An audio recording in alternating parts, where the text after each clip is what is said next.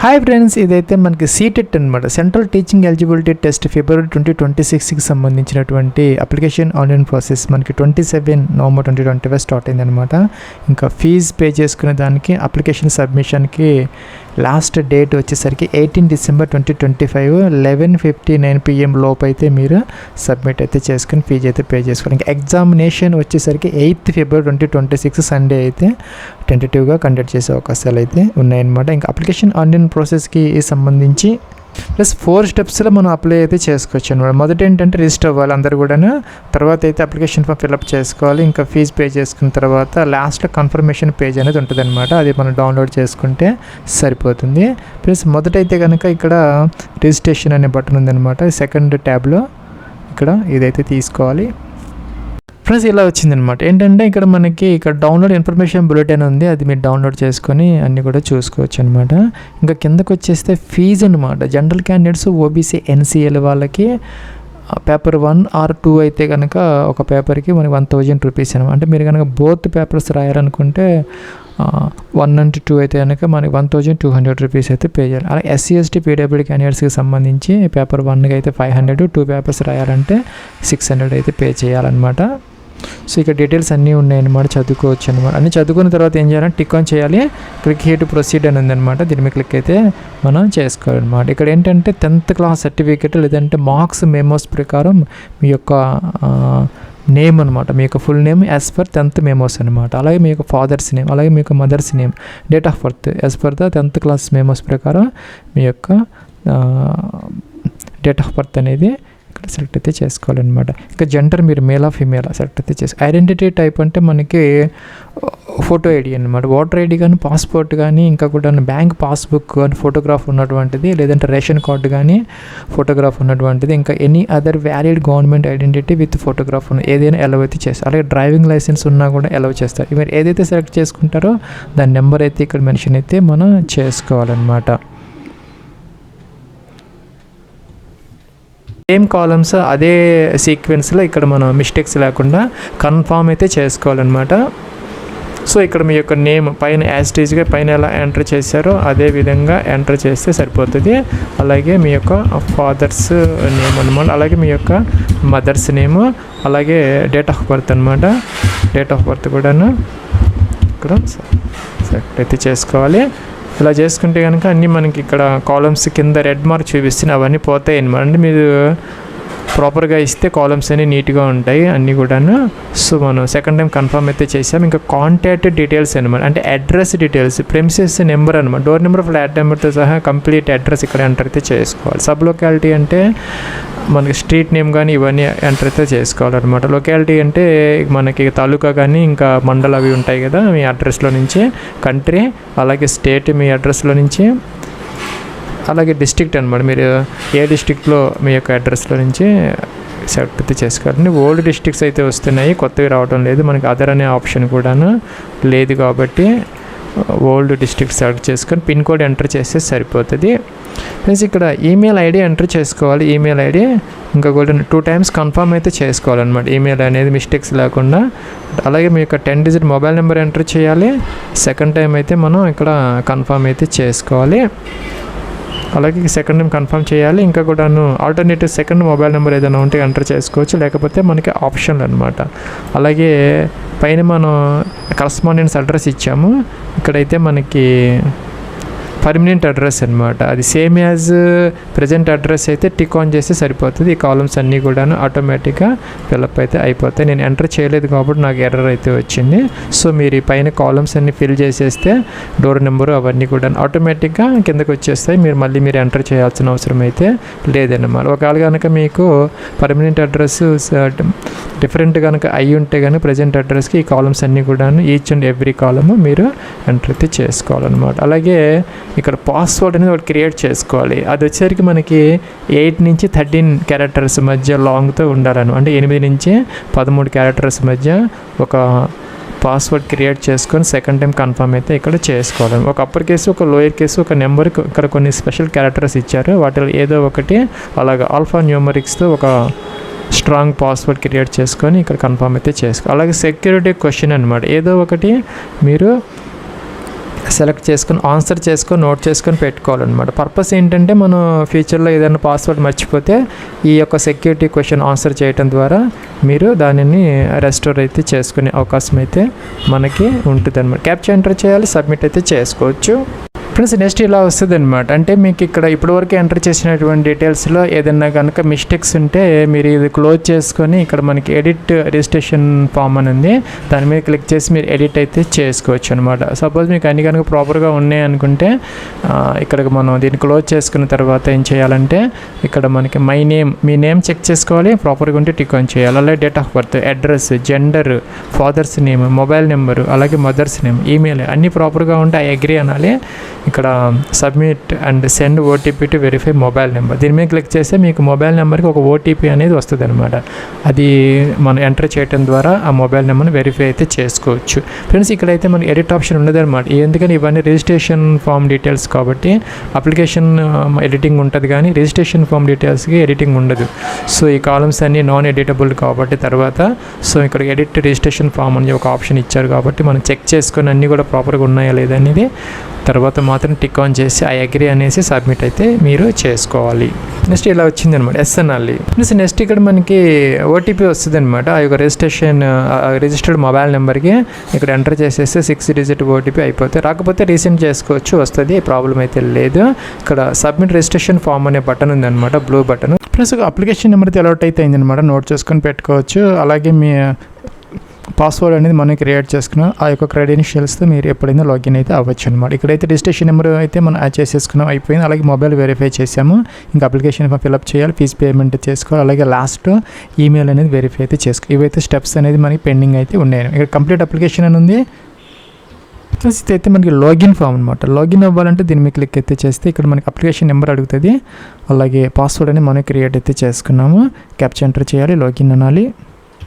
Plus మనకి నా application ఫామ్లో మొత్తం 6 స్టెప్స్ అయితే ఉన్నాయన్నమాట. మొదటైతే కాంటాక్ట్ డీటెయిల్స్ అంటే అడ్రస్ డీటెయిల్స్ మనం ఆల్రెడీ ఎంటర్ చేసేసాం రిజిస్ట్రేషన్లో కాబట్టి కంప్లీట్ అయిపోయింది. ఇంకా ఈ డీటెయిల్స్ అన్నీ కూడా మనం ఒక్కొక్కటి ఎంటర్ అయితే చేసుకోవాలి. అలాగే మనకి ఇక పర్సనల్ డీటెయిల్స్ అనేది ఏమి క్లిక్ అయితే చేయాలి, లేకపోతే ఈ లెఫ్ట్ సైడ్ బటన్స్ అనేది దీని మీద క్లిక్ అయితే చేయొచ్చు, బోత్ ఆర్ సేమ్. ప్లస్ ఇక్కడ మీ name, date of birth, gender, అలాగే ఫాదర్స్ నేమ్ ఇవన్నీ ఆటోమేటిక్గా వస్తున్నాయి అనమాట. సో వాటిని చేంజ్ చేసుకోవాలంటే చేసుకోవచ్చు. నేషనాలిటీ ఇండియన్ సెలెక్ట్ అయితే చేసుకోవాలి. కేటగిరీ, మీ కేటగిరీ ఓబీసీనా, ఎస్సీనా, ఎస్టీనా, జనరలా ఏంటి అనేది ఇక్కడ సెలెక్ట్ అయితే చేసుకోవాలి. అదే సెకండ్ టైం కూడా మనం ఇక్కడ కన్ఫర్మ్ అయితే చేసుకోవాలన్నమాట, 2 times. అలాగే చూసుకుంటే ఇక్కడ పీడబ్ల్యూ క్యాండిడేట్స్ ఎవరైనా ఉంటే ఎస్ పెట్టుకోవాలి, లేకపోతే నో అనమాట. అలాగే కిందది కూడా పీడబ్ల్యూ క్యాండిడేట్స్కి సంబంధించింది, వాళ్ళు మాత్రం ఎస్ పెట్టాలి, రిమైనింగ్ అందరూ కూడా నో పెట్టాలన్నమాట. ఇంకా ఎంప్లాయ్మెంట్ స్టేటస్, మీరు కనుక అన్ఎంప్లాయిడ్ అయితే ఫస్ట్ ఆప్షన్ తీసుకోవాలి, ఒకవేళ టీచర్గా జాబ్ చేస్తామంటే సెకండ్ ఆప్షన్ తీసుకోవాలి, ఇంకా కూడా టీచర్ కాకుండా అదర్ ఏదైనా ఎంప్లాయిడ్ అయి ఉంటే కనుక థర్డ్ ఆప్షన్ తీసుకోవాలన్నమాట. సో ఇక క్యాప్చా ఎంటర్ చేయాలి, సేవ్ నెక్స్ట్కి అయితే మీరు వెళ్ళొచ్చు. ప్లస్ ఇంకా మనకి ప్రైమరీ స్టేజ్ అలాగే ఎలిమెంటరీ స్టేజ్ అనమాట. సపోజ్ మీరు కనుక క్లాస్ 1 నుంచి 5th వరకు టీచ్ చేయడానికి ఎగ్జామ్ తీసుకోవాలనుకుంటే కనుక ఫస్ట్ ఆప్షన్ తీసుకోవాలన్నమాట. సెకండ్ ఆప్షన్ ఏంటంటే 6 నుంచి 8th క్లాస్ వరకు అనమాట. మీరు కనుక 2 పేపర్స్ కనుక మీరు అటెంప్ట్ చేయాలనుకుంటే థర్డ్ ఆప్షన్ అయితే తీసుకోవాలన్నమాట. సో మనకి పేపర్ 1కి వచ్చేసరికి ఇంటర్మీడియట్తో పాటు డిప్లొమా ఇన్ ఎడ్యుకేషన్ అనేది ఏదైతే ఉందో దానికి సంబంధించినటువంటి మనకి ఒక నోటిఫికేషన్లు అయితే చూసుకోవచ్చు అనమాట. అదైతే మనకి ఎడ్యుకేషన్ క్వాలిఫికేషన్. ఇంకా పేపర్ 2కి సంబంధించి డిగ్రీ విత్ బీఈడీ లేదంటే డిప్లొమాకి సంబంధించినటువంటి ఆ యొక్క ఎడిషనల్ క్వాలిఫికేషన్ అయితే అవసరమైతే అవుతుంది. సో మీరు దేనికి అప్లై చేయాలనుకుంటే అది ఇక్కడ సెలెక్ట్ అయితే చేసుకోవాలన్నమాట. ఇంకా కూడాను లాంగ్వేజ్ 1 అనమాట. లాంగ్వేజ్ 1 ఒకటి సెలెక్ట్ చేసుకోవాలి, లాంగ్వేజ్ 2 కూడాను మీరు ఇక్కడ ఒకటి సెలెక్ట్ చేసుకుంటే రెండోది ఇక్కడికి మనకి ఆటోమేటిక్గా వస్తుంది అనమాట. సపోజ్ ఈ విధంగా అనమాట వస్తుంది, ఇక్కడ మీరు సెలెక్ట్ అయితే చేసుకోవాలన్నమాట. ఇంకా కూడా minimum education qualification for class 1 to 5 అనమాట. ఏంటంటే ఇక్కడ మనకి 4 ఆప్షన్స్ అయితే ఉన్నాయన్నమాట. ప్లస్ ఇంకా మనకి లాంగ్వేజ్ 1 అనమాట. లాంగ్వేజ్ 1లో మీకు ఇష్టం వచ్చినటువంటి లాంగ్వేజ్ని మీరు చూజ్ అయితే చేసుకోవచ్చు అనమాట. మీ యొక్క కమ్యూనికేషన్ స్కిల్స్ అలాగే టీచింగ్ ఎబిలిటీ అనమాట ఆ యొక్క లాంగ్వేజ్లో.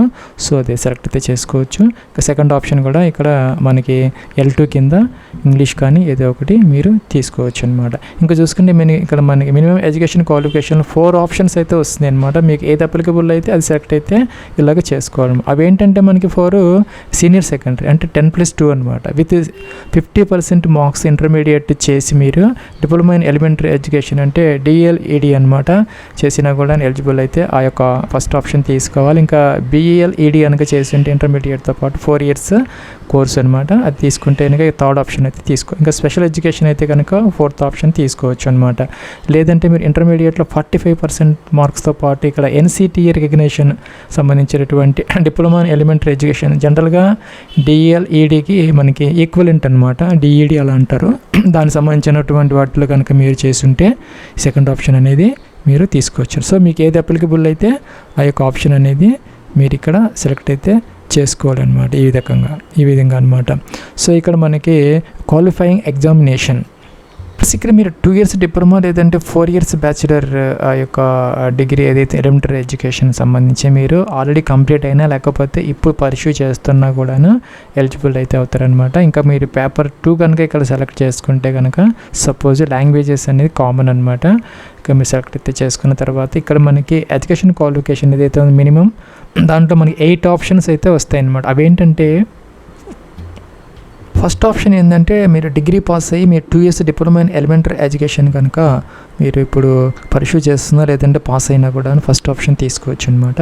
ఇంకా సెకండ్ ఆప్షన్ ఏంటంటే మీకు డిగ్రీ లేదంటే పీజీలో 50% మార్క్స్తో పాటు మీరు ఏంటంటే బీఈడి పాస్ అయినా లేకపోతే పర్స్యూ చేస్తున్నా కూడా ఇప్పుడు సెకండ్ ఆప్షన్ అయితే తీసుకోవచ్చు అనమాట.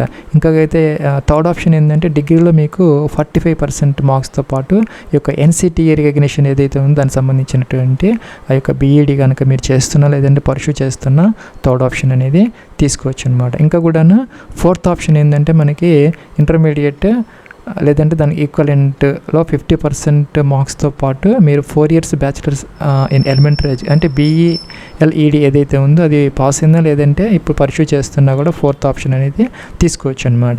ఇంకా 5th ఆప్షన్ ఏంటంటే మన ఇంటర్మీడియట్ అనమాట 50% మార్క్స్తో పాటు ఇంకా కూడా 4 years బిఏ లేదంటే బిఎస్సిఈడి లేదంటే బిఏఈడి లేదంటే బిఎస్సిఈడి ఇప్పుడు పర్స్యూ చేస్తున్నా లేకపోతే కంప్లీట్ చేసుకున్నా కూడా 5th ఆప్షన్ అనేది మనం సెలెక్ట్ అయితే చేసుకోవచ్చు అనమాట. ఇంకా 6th ఆప్షన్ ఏంటంటే మీకు ఒక డిగ్రీలో 50% మార్క్స్తో పాటు మీరు బీఈడి చేస్తున్నా అంటే స్పెషల్ ఎడ్యుకేషన్ బీఈడి చేస్తున్నా లేదంటే ఆల్రెడీ కంప్లీట్ అయిపోయిన 6th ఆప్షన్ అనేది మీరు తీసుకోవచ్చు అనమాట. ఇంకా 7th ఆప్షన్ ఏంటంటే మనకి ఎవరైతే ఎన్సిటిఈ రికగ్నైజ్డ్ బీఈడి ప్రోగ్రామ్ చేసిన వాళ్ళందరూ కూడా టెట్ లేదంటే సీటెట్ ఎగ్జామ్ అనేది అపియర్ అయితే అవ్వచ్చు అనమాట. ఇంకా ఏంటంటే దానికి అదనంగా ఏంటంటే మనకి 2011 అలాగే 2010లో చేసినటువంటి ఆ యొక్క నోటిఫికేషన్స్ ప్రకారం దానికి ఈక్వలెంట్ ఏవైతే ఉన్నాయో ఇక అంటే ఎన్సిటిఈ లేదంటే RCA recognised teaching education courses చేసినా కూడాను టెట్ సీటెట్ రాయడానికి ఎలిజిబుల్ అయితే అవుతారు. వాళ్ళైతే ఈ 7th ఆప్షన్ అనేది తీసుకోవచ్చు అనమాట. ఇంకా కూడా పీజీలో కనుక మీకు 55% మార్క్స్తో పాటు 3 year బీఈడి లేదంటే ఎంఈడి కోర్సు కనుక మీరు కంప్లీట్ చేసినా లేకపోతే ఇప్పుడు చేస్తూ ఉన్నా కూడాను అంటే పీజీతో పాటు బీఈడి లేదంటే ఎంఈడి కంప్లీట్ చేసినా లేకపోతే పర్స్యూయింగ్ చేసినా కూడాను ఈ యొక్క 8th ఆప్షన్ అనేది తీసుకోవచ్చు అనమాట. ఫ్రెండ్స్ మీకు ఈ డీటెయిల్స్ అనేది ఈ వీడియో కింద డిస్క్రిప్షన్లో ఒక లింక్ అయితే ఉంది, ఆ లింక్లో అయితే ఉంటాయి అనమాట. మీరు చూసుకొని జాగ్రత్తగా మీకు ఏది అయితే మీకు అప్లికబుల్ అవుతుందో అది ఇక్కడ డైరెక్ట్గా చూజ్ అయితే చేసుకోవాలన్నమాట. ఇలాగా ఇంకా కూడా పేపర్ 2 సెలెక్ట్ చేసుకున్న వాళ్ళకి ఇక్కడ సబ్జెక్ట్ ఆఫర్డ్ ఫర్ పేపర్ 2 కింద మీకు ఇక్కడ మ్యాథమెటిక్స్ అండ్ సైన్స్ లేదంటే సోషల్ సైన్స్ అనే 2 ఆప్షన్స్ అయితే వస్తాయి అన్నమాట. ఏదో ఒకటి సెలెక్ట్ అయితే చేసుకోవాలి. నెక్స్ట్ ఏంటంటే మీకు ఇక్కడ క్వాలిఫైయింగ్ ఎగ్జామినేషన్ అనమాట. In accordance with the prescribed minimum qualification ఏదైతే ఉన్నదో పేపర్ 1కి వచ్చేసరికి డిప్లొమా అనమాట, అలాగే పేపర్ 2కి వచ్చేసరికి డిగ్రీ. కనుక మీరు డిప్లొమాతో అప్లై చేస్తామంటే ఫస్ట్ ఆప్షన్ ఒకటి సెలెక్ట్ చేసుకోవాలి. డిగ్రీ కూడా పాస్ అయ్యి ఉంటే మీరు సెకండ్ ఆప్షన్ కూడాను సెలెక్ట్ అయితే చేసుకోవచ్చు. క్యాప్చర్ ఎంటర్ చేయాలి, సేవ్ నెక్స్ట్కి అయితే వెళ్ళొచ్చు. ఫ్రెండ్స్ మీరు డిప్లొమా లేదంటే డిగ్రీ బేస్డ్ అప్లై చేస్తారు కాబట్టి అది పాస్డా లేకపోతే ఇప్పుడు దాన్ని పర్స్యూ చేస్తున్నారని సెలెక్ట్ అయితే చేసుకోవాలన్నమాట. ఆల్రెడీ పాస్డ్ అయితే ఏ సంవత్సరం పాస్ అయ్యారో మెన్షన్ అయితే చేయాలి. ఇంకా కోర్సు నేమ్ అనమాట ఎడ్యుకేషన్ అలాగే ఎలిమెంటరీ ఎడ్యుకేషన్ ఎట్సెట్రా మనకు వచ్చిన దాన్ని బట్టి సెలెక్ట్ అయితే చేసుకోవాలన్నమాట. బోర్డు యూనివర్సిటీ అన్నీ వస్తాయి అనమాట. జనరల్గా లేని ఏదైనా ఉంటే అదర్స్ అనేది తీసుకొని మీరు అక్కడ టైప్ అయితే చేసుకోవచ్చు అనమాట. ఇంకా చూసుకుంటే కనుక రిజల్ట్ మోడ్ అనమాట పర్సంటేజ్ లేకపోతే సిజిపిఏ సిస్టమ్ అయితే కనుక ఇక్కడ మనకి 2 ఆప్షన్స్ వస్తాయి అన్నమాట. ఏంటంటే ఇక్కడ మీకు ఒకవేళ 10 స్కేల్ అయితే కనుక ఇక్కడ మీకు ఎంత గ్రేడ్ వచ్చింది అనేది CGPA ఎంటర్ చేస్తే ఇలాగ వస్తుంది అనమాట. సో సపోజ్ మీకు కనుక పర్సంటేజ్ సిస్టంలో ఉంటే కనుక ఇక్కడ మార్క్స్ అయితే ఎంటర్ అయితే చేసుకోవాలన్నమాట. ఈ డిప్లొమా లేదంటే డిగ్రీకి సంబంధించి టోటల్ మార్క్స్ ఎంత, మీకు అన్ని మార్క్స్ వచ్చాయి, పర్సంటేజ్ ఆటోమేటిక్గా వస్తుంది అనమాట. ఇంకా ఇన్స్టిట్యూట్ పిన్ కోడ్ అంటే ఆ కాలేజీ ఉన్నటువంటి అడ్రస్లో పిన్ కోడ్ అనమాట. సో ఆ యొక్క కాలేజీ యొక్క పిన్ కోడ్ మనం ఇక్కడ ఎంటర్ చేస్తే సరిపోతుంది అండి. క్యాప్చర్ ఎంటర్ చేయాలి, సేవ్ నెక్స్ట్కి అయితే వెళ్ళాలి. ప్లస్ ఇక్కడ ఫోటోగ్రాఫ్ అప్లోడ్ చేయాలన్నమాట. JPG ఫార్మేట్లో ఉండాలి, అది 10 to 200 KB అనమాట. అలౌ చేస్తారు. సిగ్నేచర్ కూడాను 4 to 30 KB మధ్య JPG ఫార్మేట్లో అలౌ చేస్తారు. బ్రౌజర్ అండ్ ఫైల్ సెలెక్ట్ చేసుకోవాలి. ఇక్కడ అప్లోడ్ అనే బటన్ వస్తుంది, ఇక్కడికి అప్లోడ్ అయితే చేసుకోవచ్చు అనమాట. కింద ఇక్కడికైతే మనకి విజిబుల్ అయితే అవుతుంది అనమాట. ఇక్కడ మనకి అప్లోడ్ అయిన బటన్ వస్తుంది, అప్లోడ్ చేయాలి 2 కూడాను. ప్లస్ మీకు సక్సెస్ఫుల్గా కనుక అప్లోడ్ అయితే ఇలా వస్తుంది అనమాట. క్లిక్ చేసి వ్యూ చూసుకోవచ్చు అనమాట. చూసుకుంటే ఇక్కడ క్యాప్చర్ బటన్ ఆటోమేటిక్గా అయితే వస్తాయి ఇలాగా. ఈ 2 కూడా ఇలాగ మనం ఎంటర్ చేసిన తర్వాత సేవ్ నెక్స్ట్కి అయితే వెళ్ళాలి. ప్లస్ ఇక్కడ ఏంటంటే మనకి ప్రివ్యూ కనపడుతుంది అనమాట ఈ అప్లికేషన్ ఫామ్కి సంబంధించి. ఇక్కడ ఏంటంటే దీంట్లో ఏదైనా మిస్టేక్స్ ఉంటే కనుక మనకి ఇక్కడ లెఫ్ట్ సైడ్ ట్యాబ్స్ ఇందాక చూపించినట్టు అన్ని ట్యాబ్స్ అనమాట. అక్కడ ట్యాబ్స్లోకి వెళ్ళిపోయి వాటిని చేంజ్ చేసుకోవచ్చు. లేదా అన్ని ప్రాపర్గా ఉన్నాయి అనుకుంటే డిక్లరేషన్ ఇవ్వాలన్నమాట. అంటే ఇవన్నీ టిక్ ఆన్ చేసుకోవాలన్నమాట. టిక్ ఆన్ చేసే ముందు అన్ని చెక్ చేసుకోవాలన్నమాట. అన్ని ప్రాపర్గా మీరు ఎంటర్ చేశారా లేదా అనేది చెక్ అయితే చేసుకోవాలి. తర్వాత ఎడిట్ ఆప్షన్ ఉండదన్నమాట. సో అగ్రీ అనేసి ఫైనల్ సబ్మిట్ అయితే చేసుకోవాలి. సో అన్ని స్టెప్స్ అయిపోయాయి అనమాట. ఫీజు పేమెంట్ మిగిలి ఉన్నాయి. దానికన్నా ముందు ఏంటంటే ఈమెయిల్ ఐడిని మనం వెరిఫై చేయాలన్నమాట. సో దాని మీద క్లిక్ చేసి క్యాప్చర్ అడుగుతుంది. క్యాప్చర్ ఎంటర్ చేసేస్తే మనకి ఒక OTP అయితే వస్తుంది అనమాట. ఆ OTP అనేది ఇక్కడ మనం ఏం చేయాలంటే ఎంటర్ చేసేసి బాక్స్లో వెరిఫై అయితే చేసుకో, రాకపోతే రీసెంట్ అనాలి. సో ఇప్పుడు చూసుకుంటే అన్ని ట్యాబ్స్ అయిపోయాయి అనమాట. ఫీజు ఒకటే మిగిలింది. సో మీరు పేపర్ 1 పేపర్ 2 మీరు ఏ సెలెక్ట్ చేసుకుంటే దాన్ని బట్టి మీకు కేటగిరీని బట్టి ఫీజు అనేది వస్తుంది. ఇక్కడ మన ఫీజు అయితే పే చేయాలి. ఇక్కడ ఆన్లైన్ తీసుకోవాలి, ప్రొసీడ్ అనాలి. ఇక్కడ ఏంటంటే మనకి debit card, credit card, net banking ద్వారా మీరు చేయాలనుకుంటే ఈ ఆప్షన్ తీసుకోవాలన్నమాట. దీని మీద క్లిక్ చేయాలి, ప్రొసీడ్ టు పేమెంట్ అనాలి. పేమెంట్ అంటే మనకి ఇక్కడ గేట్వే ఓపెన్ అవుతుంది అనమాట. బిల్ డెస్క్కి సంబంధించి ఇక్కడ UPI ద్వారా కానీ ఇంకా కూడా net banking, credit card, debit card ఎలాగైనా మీరు ఫీజు అయితే పే అయితే చేసుకోవచ్చు అనమాట.